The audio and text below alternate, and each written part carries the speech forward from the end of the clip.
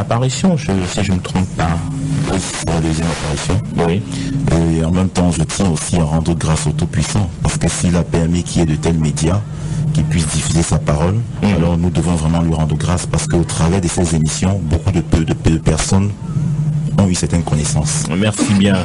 On est content de vous avoir ce soir dans ce studio. Les auditeurs pourront participer à l'émission par appel au 243 07 56 32, 243 07 56 32 à partir de 19h et aussi au 699 49 37 90, le 699 49 37 90 à partir de 19h et on parle de l'exorcisme ce soir. Alors on va faire un bref rappel de ce qui a été dit la semaine dernière, avec votre permission. Je crois qu'on a parlé de l'exorcisme, on a parlé un peu de la définition, on a parlé de exoskismos, qui voulait dire ici prêter serment, oui. Voilà, mais on se rend compte que de manière étymologique, l'essence de l'exorcisme qu'on a aujourd'hui n'est pas ce qu'on avait dans le temps, parce que exoskismos veut dire prêter serment, mais aujourd'hui, quand on voit un peu la définition que je vais dire que présente le vocable, on va parler plutôt d'un rituel qui vise à expulser les démons dans les corps humains. Donc c'est ce qu'on s'était dit la semaine dernière. On a également parlé bien entendu de la genèse même de l'exorcisme, et ce soir nous allons poursuivre le débat avec vous, bien entendu. Si il y a peut-être une autre définition, frère Yann, vous qui n'étiez pas là la semaine dernière.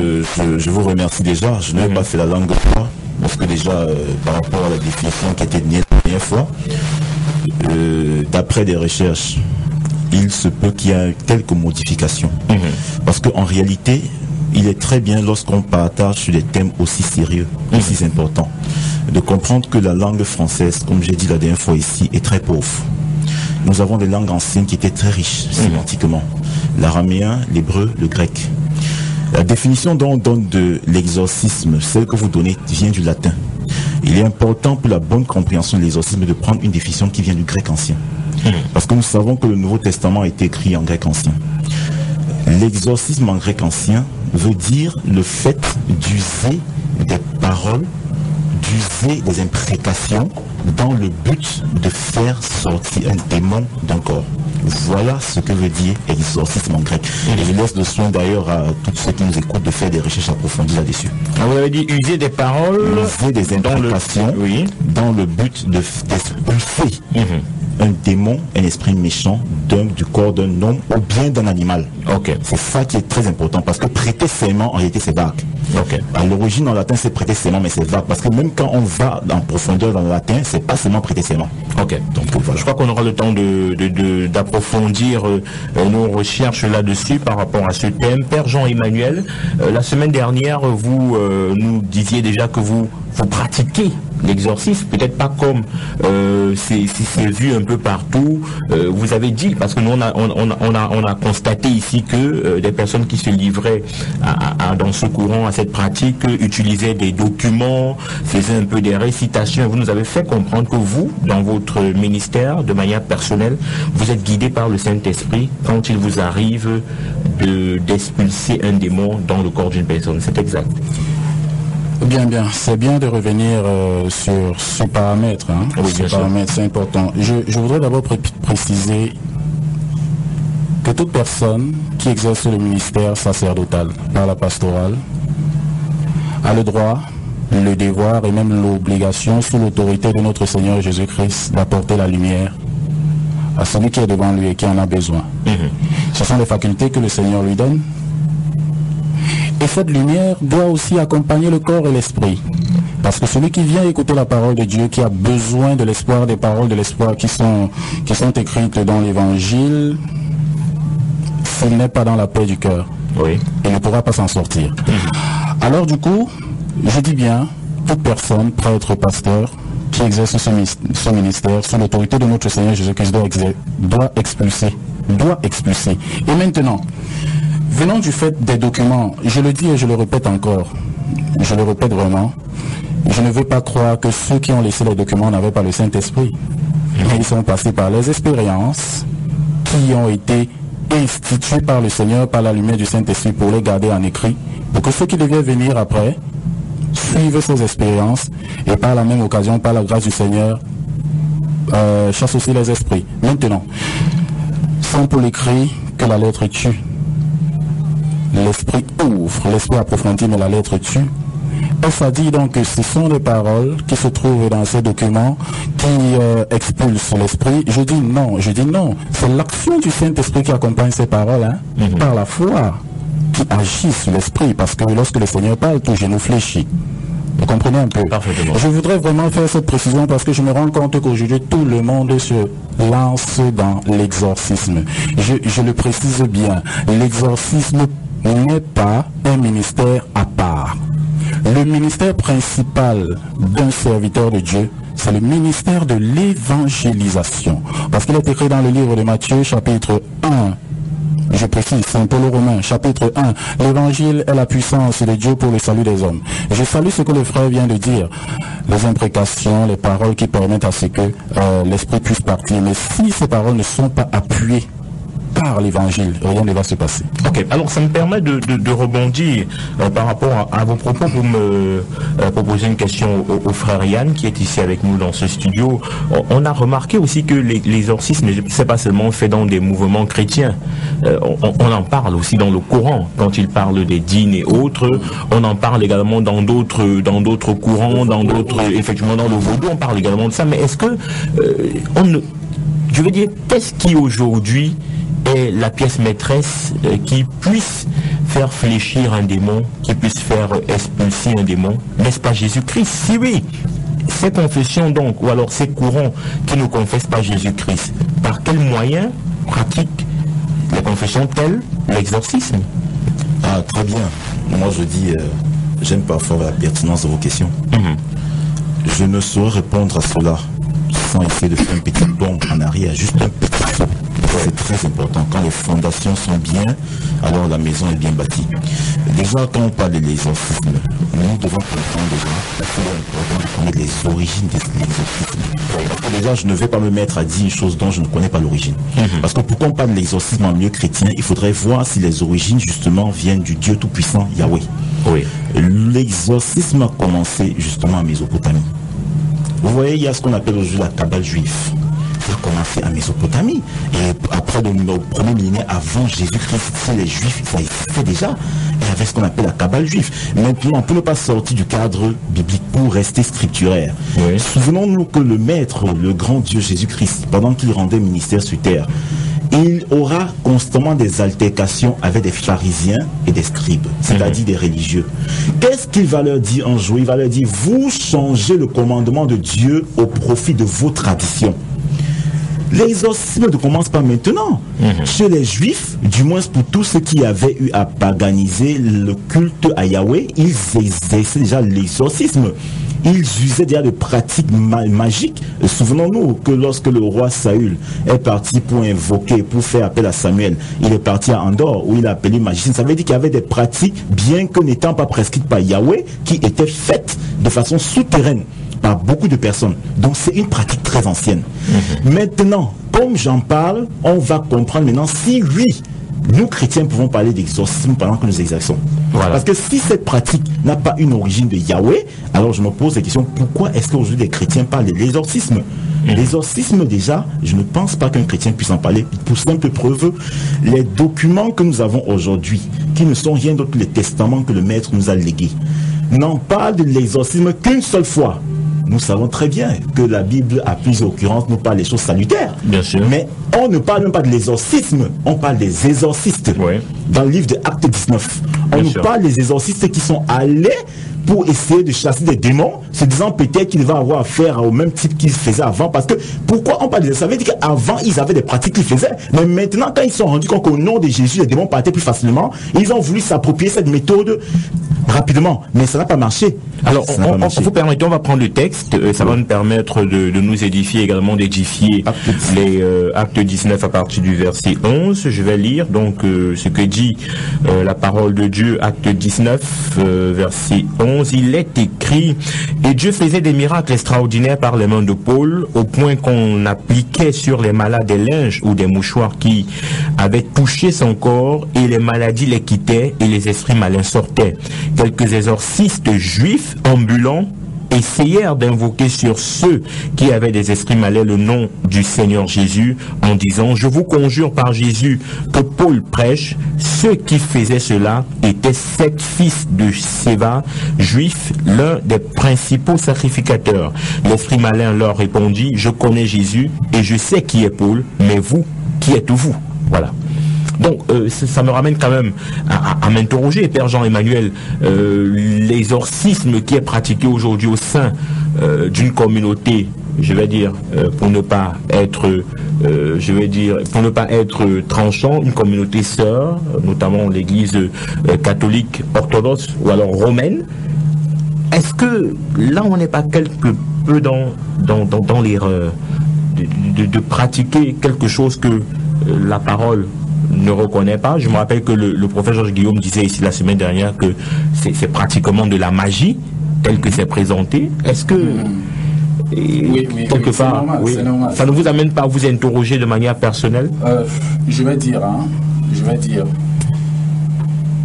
il faut comprendre les choses, mais au fond. Je suis d'accord avec le frère lorsqu'il dit que l'exorcisme a une source. Et sa source, c'est en Mésopotamie. Et c'est mentionné dans la Bible. Et je comprends aussi que notre Seigneur Jésus-Christ est venu réguler ce phénomène. Il a été clair dans ses mots lorsqu'il disait, comment est-ce qu'un maître peut combattre notre maître, les deux qui se trouvaient dans le même royaume. Dans le même royaume. Un royaume ne doit pas être divisé. Ça permet de comprendre tout simplement que c'est Jésus-Christ qui chasse. Moi, j'utilise souvent un langage à la paroisse. Je dis souvent, vous allez chez les marabouts, vous allez chez les magiciens. Il faudrait que vous sachiez que ce qui se passe souvent là-bas, c'est la négociation d'esprit impur en esprit impur. L'esprit le plus fort fait son travail. Vous comprenez un peu? Je vais dire quelque chose de façon simple. Si le mot exorcisme est un problème, l'action de chasser un esprit impur au nom de Jésus-Christ, on n'est pas. Attention. Ouais. Oui. Parce que notre Seigneur Jésus-Christ l'a fait. Et après sa résurrection, il est resté combien de temps avec les disciples, les apôtres? Combien de temps? Je dis bien uniquement les apôtres. Plus de 40 jours. Et c'était pour les enseigner, pour leur dire à la fin, avant de partir, allez partout dans le monde, évangéliser, chasser les démons, guérissez, baptisez à mon nom, et tout ce que vous allez écrire et dire sur terre sera ratifié au ciel. Parce qu'ils avaient d'abord reçu une formation préalable. Pas pour exorciser. Je vais maintenant me rapprocher dans ce sens, pas pour exorciser comme on le faisait à Mésopotamie, mais pour exorciser au nom de Jésus-Christ. Au nom de Jésus-Christ. Et quand on parle de Jésus-Christ, la plénitude du nom de notre Seigneur Jésus-Christ se retrouve au niveau de l'évangile. Celui qui exorcise, mais il passe à côté de l'évangile, attention, c'est pourquoi je suis en train de dire aujourd'hui que tout le monde est en train de se lancer dessus. À partir de l'instant où tu dors et tu as des songes, tu te réveilles, tu te dis être celui qui chasse les démons. Et c'est normal après, qu'à un certain moment, le Seigneur ne t'accompagne pas. Parce que tu n'as pas d'abord compris ce qui se passe dans la Bible. Il existe des exorcismes vaudous, mais je disais ici la dernière fois, l'exorcisme chrétien. Même le jour du baptême, il y a l'exorcisme chrétien, le premier exorcisme. Vous avez parlé du démon du l'exorcisme sacramentel. Effectivement. Au moment du baptême. Où l'on te demande en tant que chrétien de renoncer à l'ennemi. Attention, c'est notre Seigneur Jésus-Christ. Oui. Je fais cette précision. Alors moi, je m'interroge là. On voit quand même ce qui se passe dans les églises aujourd'hui dites de réveil. Ce sont des délivrances au nom du Seigneur Jésus-Christ. Et on voit aussi ce qui se fait dans les autres communautés. On parle d'exorcisme où c'est tout un rituel. Quelle est donc la différence, Père Jean-Emmanuel? Quelle est donc la différence? Vous avez un regard de ce qui se fait dans les églises dites de réveil aujourd'hui. On voit à la télé, il y a des chaînes qui présentent des délivrances, ce n'est pas quelque chose de caché. Où est donc la différence aujourd'hui? Eux qui, peut-être par imposition des mains ou alors par déclaration, on voit des personnes, des esprits qui confessent, et d'un autre côté c'est tout un rituel où on peut absorber des parfums, où on peut faire ci, on peut faire ça. Quelle est la différence? Vous qui observez et qui pratiquez. Vous savez, je suis un prêtre. Oui. Et avant d'être prêtre, je suis un homme. Et le Seigneur m'a enseigné une parole. Je ne suis pas là pour juger les hommes. Et j'observe tout ce qui est en train de se passer. Une chose est sûre, c'est écrit dans la Bible. Saint Jacques apôtre, chapitre 5, verset 13. Quelqu'un parmi vous est-il malade qui se rapproche des prêtres de l'église? C'est pas moi, c'est dans la Bible, des prêtres de l'église. Et ceux-ci, par les impositions des mains et les onctions d'huile, permettront à ce que le Seigneur puisse les relever. Oui. L'exorcisme permet à ce que, au nom de notre Seigneur Jésus-Christ, on puisse donner la paix à quelqu'un. Je dis bien au nom de notre Seigneur Jésus-Christ, c'est pas l'homme qui exorcise. À côté maintenant, la vision que j'ai concernant les pasteurs dits de réveil, parce que pour moi l'église catholique doit être réveillée. Les pasteurs dits de réveil, où je vais prendre certains exemples des pasteurs, je vois partout dans les réseaux sociaux, dans les médias, où les pasteurs font manger les airs. Vous gardez votre propos, on a un auditeur qui nous appelle, je crois que c'est le frère Élie Bertrand Tchabda, qui avait été avec nous la semaine dernière. Allô, bonsoir. Alors bonsoir Franck-Stéphane, bonsoir à tous les panélistes, bonsoir à tous les auditeurs de la... Alors, frère Élie Bertrand Tchabda, vous n'avez pas pu être là ce soir, mais vous tenez à participer à l'émission par appel. Alors, on vous écoute. Vous avez le frère Yann qui est avec nous et le père Jean-Emmanuel. Alors bonsoir mes frères, bonsoir à frère Yann, bonsoir à Jean-Emmanuel, bonsoir à tous les auditeurs, bonsoir techniciens, bonsoir à toi également Franck-Stéphane. Par la mesure du possible, j'ai pas pu être là tout simplement parce que le Seigneur m'a conduit autrement dans un autre domaine. Donc juste seulement pour encourager les panélistes et encourager également les chrétiens à continuer à écouter Lumière sur les ondes et que le Seigneur vous conduise à vous qui êtes à l'antenne. Alors, qu'est-ce que vous dites aujourd'hui par rapport à l'exorcisme? C'est vrai qu'on vous a écouté la semaine dernière, mais vos propos auraient changé avec le temps qui est passé? La Bible ne change pas, Stéphane. J'aurais souhaité vraiment être sur le plateau pour regarder Jean-Emmanuel dans les yeux en lui disant droit au but, en allant en disant, comme je l'ai dit la semaine dernière, que l'exorcisme, le terme exorcisme est appliqué uniquement, comme on a vu dans Actes chapitre 19, le verset 13, c'est uniquement à ceux qui imitent et imitaient les choses chrétiennes. Et par conséquent, le terme exorcisme appliqué à toute personne serait des choses, ce serait seulement des usurpations. Donc la Bible n'est pas d'exorcisme lorsqu'il s'agit du Seigneur Jésus-Christ ou bien des missions qu'il a accordées au Seigneur Jésus à ses disciples.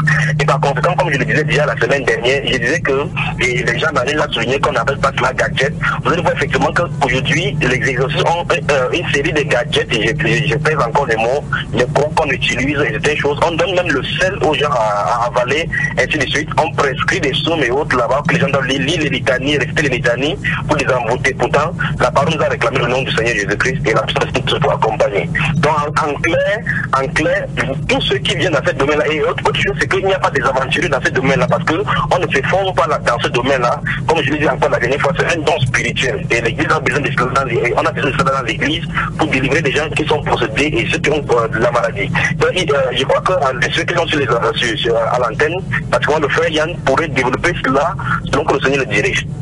Ok, merci frère Élie Bertrand Tchabda et bonsoir à Grâce Tchabda. Bonsoir à tout le monde, que Dieu bénisse tous ceux qui écoutent l'émission. Alors merci, je crois qu'on a compris le propos du frère Élie Bertrand Tchabda. Vous étiez en train de développer quelque chose. La question, ne l'oubliez pas, c'est de savoir quelle est donc la différence entre l'exorcisme pratiqué dans les églises catholiques et autres courants religieux et celle qui est pratiquée aujourd'hui, ou alors et la délivrance qui est pratiquée aujourd'hui dans les églises de réveil. Oui. Pour pratiquer d'abord l'exorcisme, il faut être choisi. Oui. Il faut être choisi par qui? Par notre Seigneur Jésus-Christ. Oui. Il faut être choisi par notre Seigneur Jésus-Christ en tant que son serviteur. Celui qui exerce le plein ministère dans la disposition et la disponibilité dans son épouse. L'épouse du Christ que l'on appelle l'Église. Oui. Alors l'Église a ses règles. L'Église a sa réglementation. Vous allez penser ce que vous voulez, mais tant que notre Seigneur Jésus-Christ est dans l'Église, il y aura toujours des miracles. C'est écrit dans le livre des Actes des Apôtres.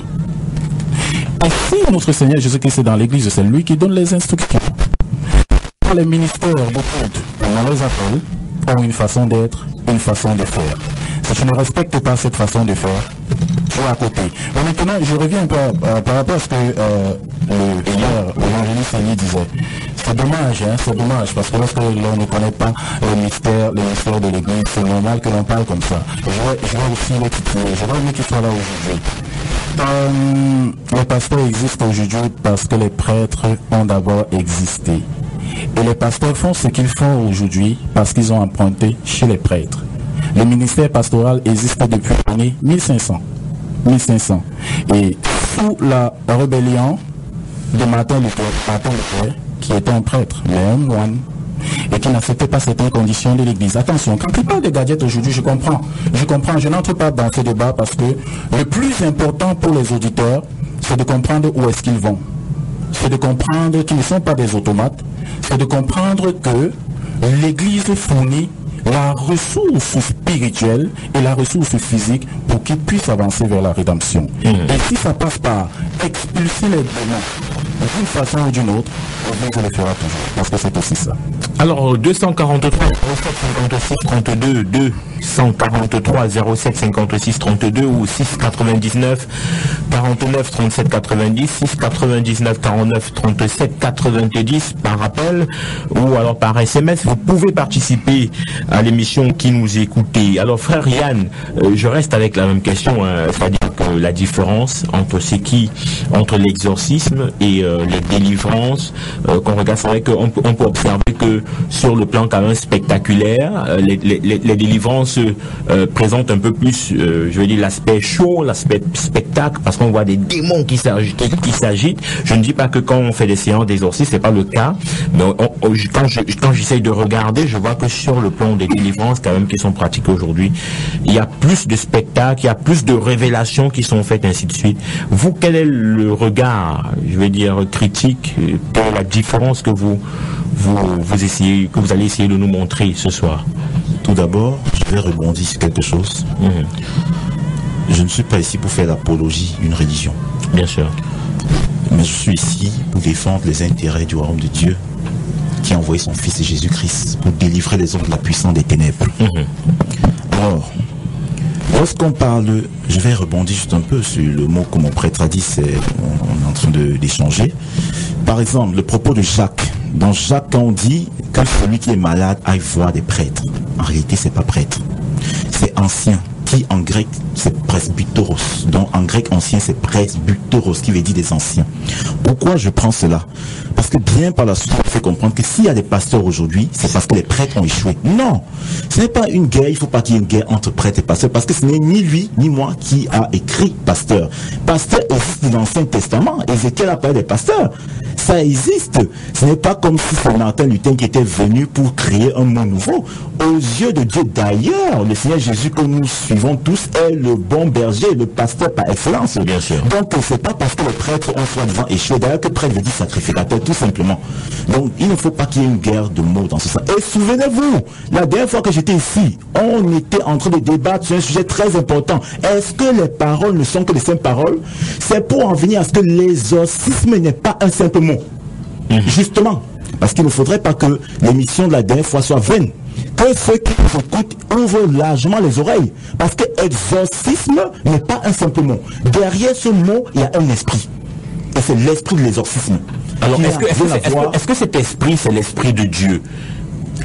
Écoutez, lorsque vous prenez le livre de Lévitique, parce que j'aime toujours que ceux qui nous écoutent rentrent dans les Écritures, qu'ils prennent le livre de Lévitique 18, qu'ils prennent le livre de Deutéronome 19, et ils verront qu'à maintes reprises, Dieu a mis en garde son peuple. Attention, maudit soit celui-là qui part consulter les astrologues, les devins, et qui consulte des gens qui touchent à la magie. Souvenez-vous qu'au départ, dans mon propos liminaire, j'ai dit que la définition de exorcisme veut dire simplement le fait d'user de paroles incantatoires. Alors, qu'est-ce que l'incantation? Nous tous ici, nous ne sommes pas des francistes, certes, mais au moins nous savons ce que veut dire des imprécations, nous savons ce que veut dire des incantations. Ce sont des formules magiques. Et nous savons tous que Dieu interdit l'utilisation de la magie. Quiconque pratique la magie ne peut pas prétendre suivre le Seigneur Jésus. Alors, on va prendre cet autre auditeur qui nous appelle au 699 49 37 90. Allô, bonsoir. Ouais, bonsoir Franck. Oui, vous êtes en direct de la radio. Comment je vous appelle? Excuse-moi, s'il te plaît. Ah, c'est une fausse manœuvre là, un auditeur qui s'est certainement trompé. Alors on poursuit. Vous étiez en train de dire, frère Yann? J'étais en train de dire tout simplement que l'exorcisme même veut simplement dire le fait d'user de formules magiques pour expulser un démon. Peut-être si vous voulez que je sois très clair, je le serai dans ce sens. Ok. Formule magique. Oui, gardez votre propos. On a un auditeur 243 07 56 32. Allô, bonsoir. Oui, bonsoir. Bonsoir, monsieur. Comment je vous appelle? Oui, je m'appelle Denis. Pardon? Denis. Oui. Alors, on vous écoute. Vous voulez participer à l'émission? Oui. J'appelle du côté de ma seconde. Et je vais poser une question dans ce passé. Nous voyons, quand je dis était né, moi j'avais fait les astronautes et aussi au Babylone, parlant de Daniel, Shabbat, Michel, aussi. Il disait qu'il ne voulait pas être tué de la mère du roi. Et je me demande, est-ce qu'il était initié aussi, ou qu'il était dans la maison du pharaon, s'il était initié parce qu'il était parmi ces gens-là, qui étaient les Chaldéens, pour les langues chaldéennes que Daniel était c'est ma question. On a du mal à vous écouter là. Je n'ai pas pu noter entièrement votre question. Vous pouvez reprendre s'il vous plaît? Oui, je parle de Chaldéens. De Chaldéens? De Chaldéens. De Chaldéens. Oui, comme Daniel, Meshach, Shadrach, Abednego, étaient au Babylone, n'est-ce pas? Oui. Oui, la Bible dit qu'ils étaient formés. Malheureusement, l'auditeur s'est allé. Il voulait parler de Calvin. Il a fait référence à Daniel avec Shadrach, Abednego, ainsi de suite. Je n'ai pas compris quelle était la question qui voulait poser. Alors, de retour dans ce studio, après cet auditeur qui s'en est allé, on reste avec effectivement Frère Yann. Vous avez votre propos pour faire la différence. Vous nous faites comprendre ici que l'exorcisme est conduit par un esprit, n'est pas l'esprit de Christ. Oui, s'il n'est pas l'esprit de Christ, malheureusement, je n'ai même pas le droit ici aux antennes d'expliquer les rouages de beaucoup de choses, parce que en réalité, nous n'aimons pas parler des choses que nous ne connaissons pas. Okay. Alors en privé, il y a des choses qu'on peut dire, parce que tout n'est pas bon. Ce n'est pas important pour les gens de connaître certaines choses. Parce que nous admet tout ce qu'il y a d'important dans ce qui est écrit dans la Bible. Alors, dans les pratiques d'exorcisme, je crois que j'ai le prêtre en face de moi. Justement, il exerce dans ce métier depuis beaucoup d'années. Il y a bien des arcanes, il y a des secrets qu'il ne peut même révéler ici. Et il sait très bien que par rapport aux recommandations données dans cette Bible, il n'y a rien à voir avec cela. Parce que là, ce sont des lois instituées par des hommes qui n'ont rien à voir avec les commandements que Dieu nous a donnés. Pour simple preuve, quand j'ai pris un passage au départ dans le livre de Matthieu 19, où le Seigneur Jésus reprenait des religieux de ce qu'ils avaient changé le commandement de Dieu pour leur propre tradition. Vous voyez maintenant très bien que dans Acte 19, les gens qui étaient des exorcistes n'étaient rien d'autre que les fils d'un sacrificateur. Vous comprenez à quel point le judaïsme avait été infesté, à quel point cette pratique était entrée dans le judaïsme, et ça corrobore les propos de Jésus. Voilà pourquoi il en avait toujours après les pharisiens, les scribes, parce que beaucoup en réalité avaient changé la loi de Dieu et pratiquaient des arts magiques. Vérifiez, c'est la cabale juive. Et pour simple preuve, la femme, la fenouille et la plupart des choses qui existent aujourd'hui, c'est fort de la cabale juive. Alors, est-ce que vous avez déjà expulsé un démon au nom de Jésus? Là, comme j'ai dit, nous parlons des choses, il faut des choses qu'on connaît. Oui, ça fait plusieurs années. Vous allez réagir. Ça fait plusieurs années que par la grâce de Dieu, oui, j'ai exercé dans le ministère de délivrance. Alors comment ça se passe? Pour qu'on puisse comprendre, parce qu'après je vais retourner la question au Père Jean-Emmanuel. Comment est-ce que ça se passe? Comment est-ce que vous faites pour parler-nous d'un cas très rapidement, sans bien vouloir porter atteinte au Père Emmanuel, parce qu'on n'a pas de, non, je ne fais pas ça. Le Seigneur va dire que nous n'allons pas combattre contre la chair et le sang. Donc il n'y a pas de rancune. C'est juste un point de défense. Je défends la parole de Dieu. Oui. L'esprit de Dieu ne peut pas se comprendre, s'étudier. Pour simple preuve, le Seigneur Jésus a dit, celui qui est né d'esprit est comme un vent. Il va où il veut. Le vent le conduit. On ne sait d'où il vient, d'où il part. Le Seigneur a parlé au travers de l'apôtre Paul. On nous a parlé dans 1 Corinthiens 12. Les dons spirituels, ce sont des équipements pour aider justement les ministères pour accomplir pleinement la vision du Seigneur. Souvenons-nous que la vision du Seigneur dans le livre de Matthieu 10, et il dira, allez, je vous ai donné le pouvoir de marcher sur la puissance du serpent, sur le scorpion. Il avait déjà donné les instructions et les équipements nécessaires. Il y a ce qu'on appelle des dons spirituels. La Bible parle de plusieurs dons qui nous permettent justement d'exercer dans ce ministère. Pourquoi je le dis? Parce qu'il est important que ceux qui nous écoutent comprennent que ceux qui peuvent chasser, maintenant je parle de chasser des démons, ne doivent pas seulement faire partie de cette catégorie de chrétiens. Attention, tout chrétien qui réellement a reçu l'Esprit de Dieu est capable de prendre autorité. Parce que le Seigneur n'avait pas mis une restriction. Il dit, tous ceux qui ont reçu son nom, il a donné le pouvoir de devenir enfant de Dieu. Alors, comment ça se passe chez vous? C'était ça la question. La délivrance, on puisse être édifié sur la délivrance dans le Seigneur Jésus n'a rien de mystique. De simple preuve, je ne vais pas dire ce qui n'est pas. Lorsque Jésus est arrivé dans le pays des Garanéens, cette personne qui était démoniaque, il a dit simplement, je vous commande de sortir, aller dans ces troupeaux. C'est ce que le Seigneur nous a instruit. Et il n'y a rien de mystique dedans. Il n'y a pas quelque chose de mystique.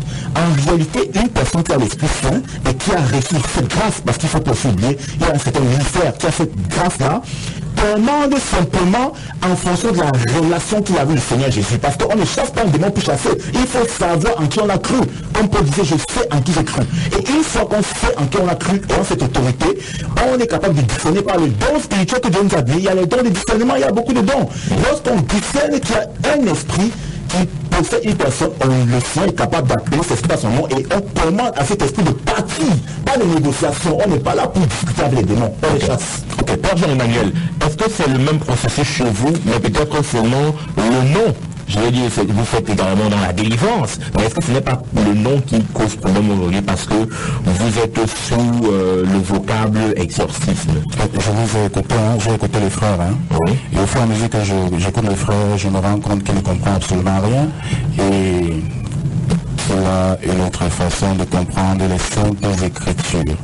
Je comprends que apparemment il y a une façon profonde de chasser un esprit chez les prêtres.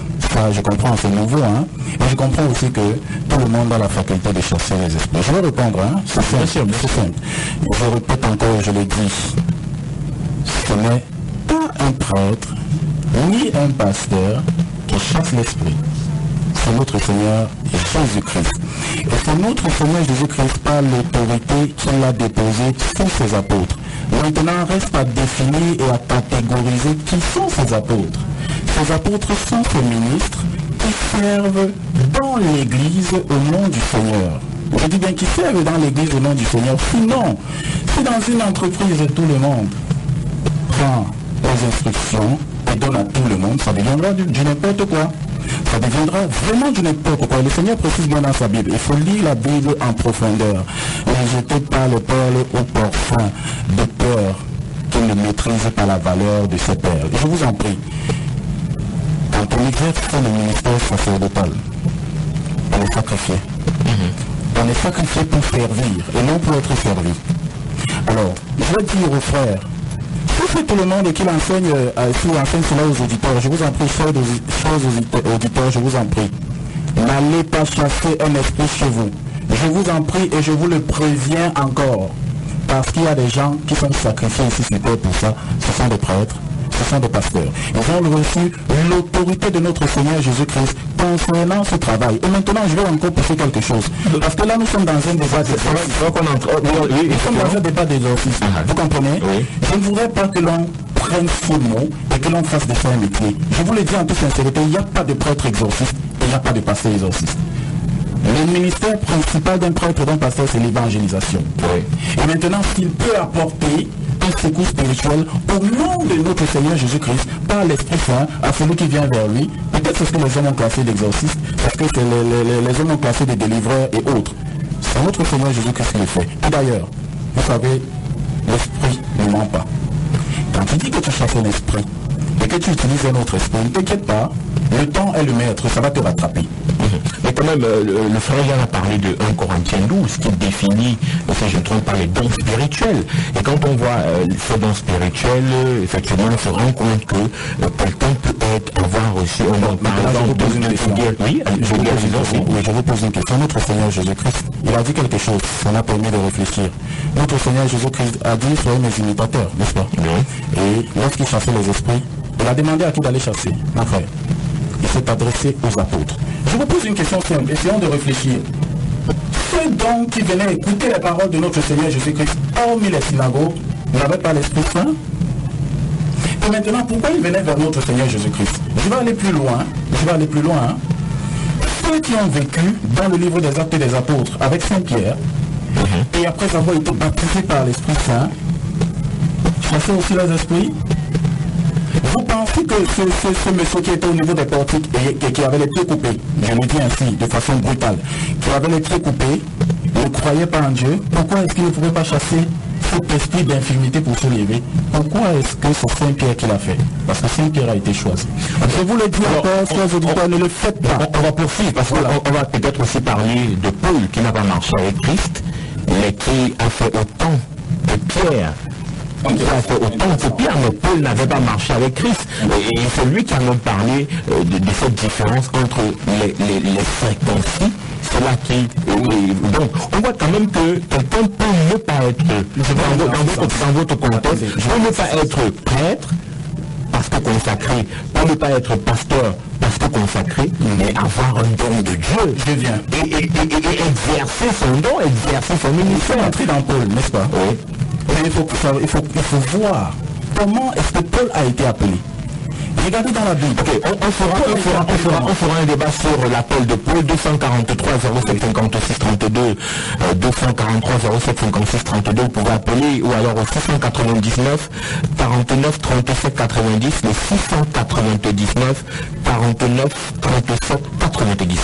Yann, je m'en vais. Oui, vous voulez peut-être d'abord réagir. Oui, je vais avant que je vous pose ça, allez-y, je vais réagir dans le sens que quoi. Je dis encore une chose, c'est que pour ne pas que nous puissions nous perdre dans nos pensées.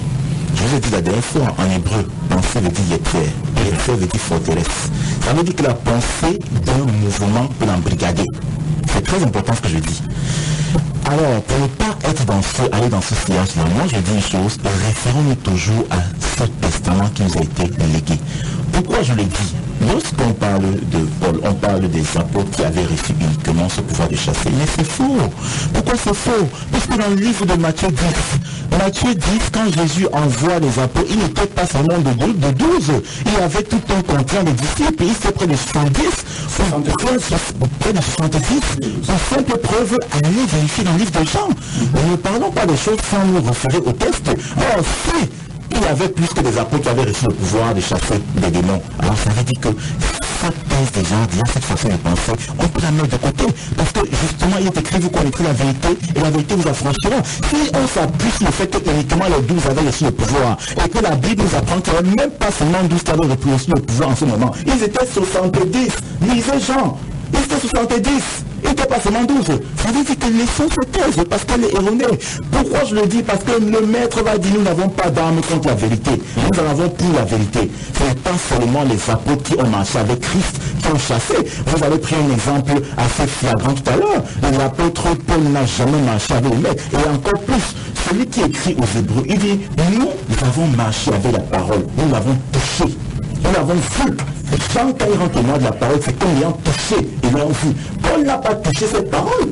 Il n'a pas touché. Pour faire une preuve, lorsqu'on parle de la nouvelle Jérusalem qui viendra, qu'il y aura 12 personnes qui pourront juger, Paul n'est pas parmi, parce qu'il y a eu les 12 apôtres déjà.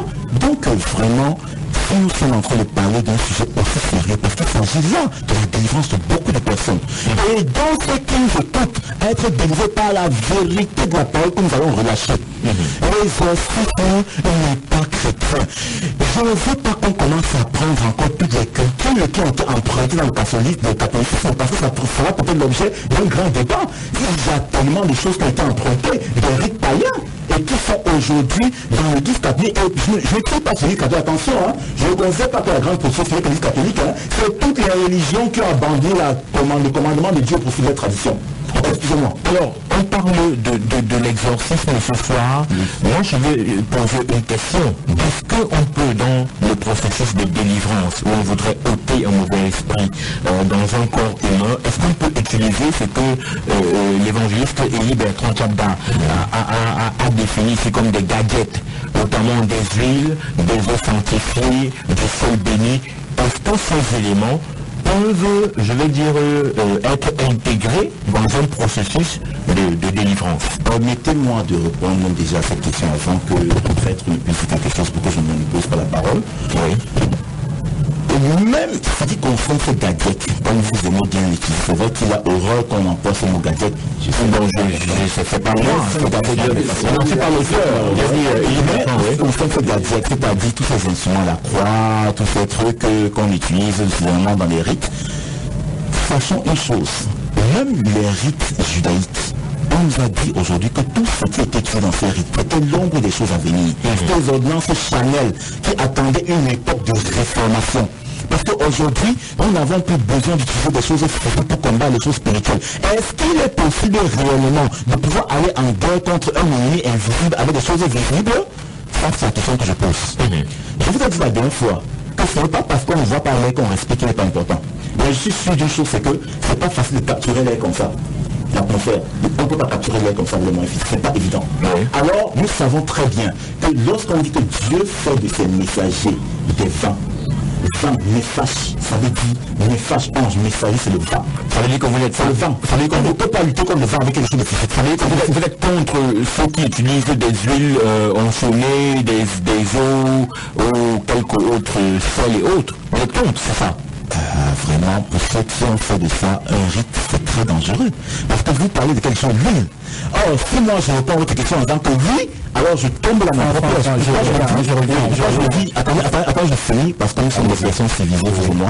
Donc, je dis encore, je ne peux pas dire oui, parce que la même Bible nous fait comprendre qu'il peut avoir des cas où on utilise l'huile d'onction. Maintenant, ça ne doit pas être une conformité, parce que l'Esprit de Dieu nous pousse à faire ce que Dieu voit. Vous voyez que Jésus, par exemple, avait utilisé la boue pour ouvrir d'un malade. Un cas, il n'a plus jamais fait ça. Ça veut dire que c'est l'Esprit qui nous pousse à faire des choses à un moment précis. Père Jean-Emmanuel, vous avez la parole. Il a nuancé dans sa réponse. Il a nuancé. Très bien, c'est très bien. C'est très bien. J'aime ça. J'aime ça. L'esprit. Vous savez, dans l'église catholique que l'on insulte tant aujourd'hui, voilà ce qu'on appelle le symbolisme. Beaucoup de gens disent que l'église catholique vénère les idoles. J'entends ça partout. Ça m'amuse. Il a dit quelque chose d'intéressant. On ne peut pas combattre les choses qui viennent de l'esprit, les choses spirituelles avec ce qui est physique. C'est intéressant. C'est pourquoi le symbolisme existe. Quand la croix est utilisée dans une séance de délivrance, ça n'est pas l'objet, hein? Parce que même les démons peuvent le porter. Et c'est le symbole qu'on donne à cet objet. Parce que tout esprit, c'est là où il faut comprendre. Cet objet nous rappelle qu'il y a un être qui a racheté nos péchés et qui nous donne la délivrance. Si on ne passe pas ça devant, et il a dit quelque chose à la fin qui a rapproché ma réponse. Si on ne place pas cet état spirituel devant pour considérer les choses physiques, il n'y aura absolument rien. Parce que je vous l'ai dit, le malin que l'on appelle malin, il est allé jusqu'à tenter notre Seigneur Jésus-Christ. J'ai dit notre Seigneur Jésus-Christ est désiré plus forte raison les hommes. Alors il est revenu en parlant de la boue et en parlant de l'huile. Parce que j'étais déjà capable de poser la question. Si on utilise l'eau, on utilise l'huile, on utilise le sol, et que les gens soient en train de balader aujourd'hui, pourquoi est-ce qu'on a utilisé l'huile? Pourquoi est-ce que notre Seigneur Jésus-Christ recommande de parfum Jacques Apôtre l'utilisation de l'huile et les impositions de main pour ceux qui sont malades, et qu'il ait peut-être présenté l'expérience de la boue? Parce que l'esprit dirige. Et c'est pourquoi j'ai dit tout à l'heure que l'Église ne garde pas ce qui est négatif, mais garde les expériences des pères de l'époque pour que les pères du futur puissent les utiliser. Alors, il parle de gadgets. Je vais donner la définition. On appelle les sacramentaux. Les sacramentaux sont les éléments physiques qui ont été créés par Dieu. Il ne faut pas négliger. Qui ont été créés par Dieu tous les mystères du Christ. Et ces sacramentaux vont en étroite collaboration avec la pensée du Christ ou la pensée de la rédemption. À partir de l'instant où c'est à côté, c'est autre chose. Et on a dit quelque chose à la fin. On a ajouté certains rites judaïques et autres, je ne sais pas. Hein. C'est pourquoi j'ai dit au départ que la lettre tue. À partir de l'instant où tu mets tout ton esprit dans ça, et tu te focalises sur ça, sans te faire invoquer la présence du Seigneur, c'est fini. Ok, alors on rappelle aux auditeurs qui peuvent participer au 243 07 56 32, le 243 07 56 32 ou alors au 699 49 37 90, le 699 49 37 90 par appel ou par SMS, et nous avons ce message qui arrive au 699 49 37 90. La Bible est un don spirituel fiable pour se libérer des démons. Le message est signé de Naki. On demande si la Bible est un don spirituel fiable pour se libérer des démons. Je vais répondre directement à ma fille et à ma soeur. Je répète encore le livre de Saint Paul aux Romains. La parole de Dieu est la puissance révélée pour le salut des hommes. Si tu veux connaître ton Dieu, tu veux connaître notre Seigneur Jésus-Christ, tu veux connaître sa façon d'agir, sa façon de penser, le conseil pour toi va dans la Bible. La Bible n'est pas un don spirituel, la Bible c'est la présence de Dieu. Ça veut dire que c'est la présence de Dieu. Pour édifier l'auditrice, à partir de sa Bible, elle peut se libérer d'un mauvais esprit, parce que c'est en fait ça. À partir de sa Bible, elle peut se libérer.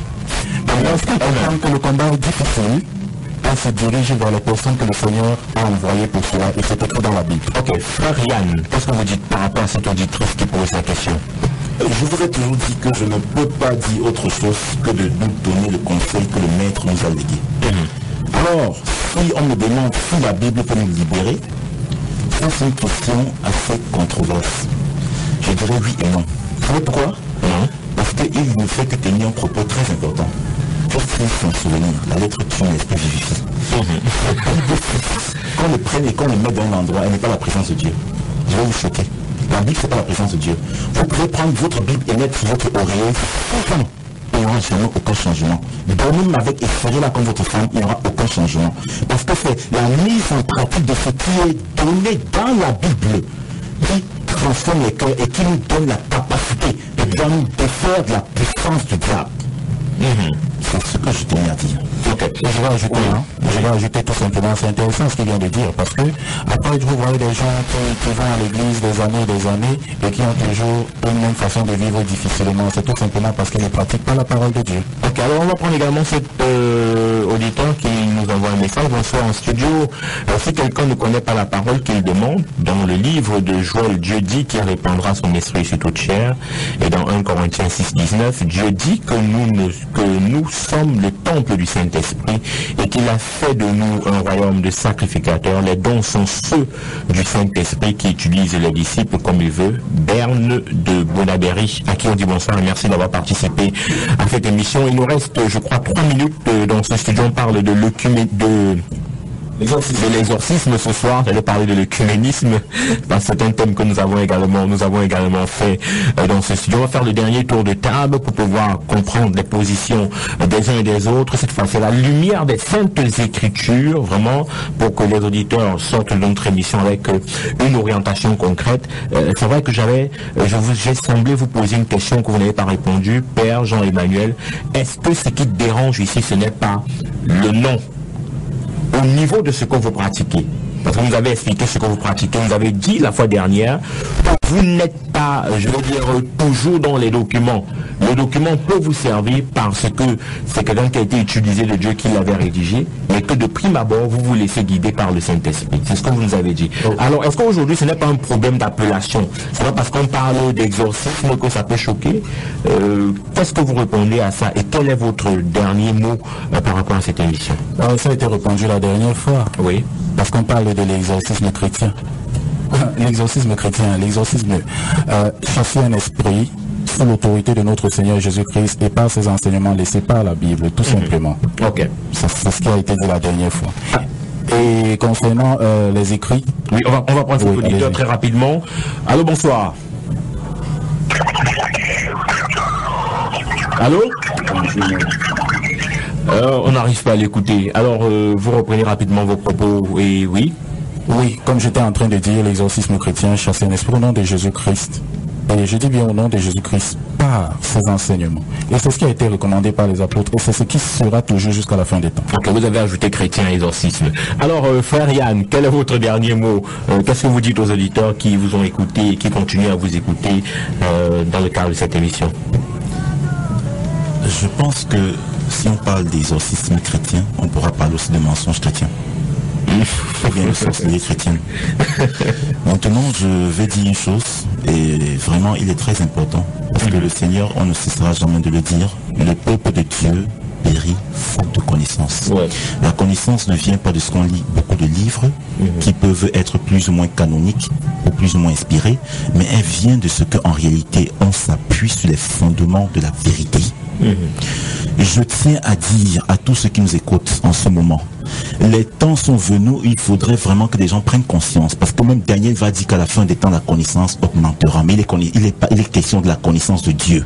Que chacun prenne conscience de qu'il y a un Dieu suprême et que ce Dieu suprême régit toutes choses. Il est temps vraiment de se confier en ce Dieu en lisant les Saintes Écritures et en priant le Dieu Tout-Puissant qui nous donne la force par son Esprit Saint de la mettre en pratique, parce que quiconque reçoit l'Esprit de Dieu, qu'on le veuille ou pas, est déjà en guerre contre le monde des ténèbres. Pour simple preuve, la Bible déclare que Jésus est venu pour détruire la puissance du diable. Et tous ceux qui se conforment à Jésus marchent aussi en accomplissant l'œuvre qu'il a commencé, c'est-à-dire en combattant jusqu'à ce que nous rentrons les puissances des ténèbres au nom de Jésus-Christ de Nazareth. Ok, merci frère Yann, merci pour votre participation, pour votre présence dans ce studio. Père Jean-Emmanuel, merci également d'avoir répondu présent. Merci à tous ceux qui ont écouté cette émission. On se donne rendez-vous vendredi prochain, si plaît à Dieu, pour une autre émission. D'ici à là, passez un excellent week-end et que le Seigneur vous bénisse. Bonsoir. Il a promis d'être avec nous. Je m'accroche à lui. Je veux écouter.